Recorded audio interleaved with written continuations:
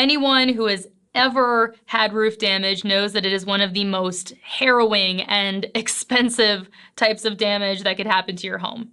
And, because of these just nightmare stories, homeowners need to know whether or not roof damage is covered in a home insurance policy.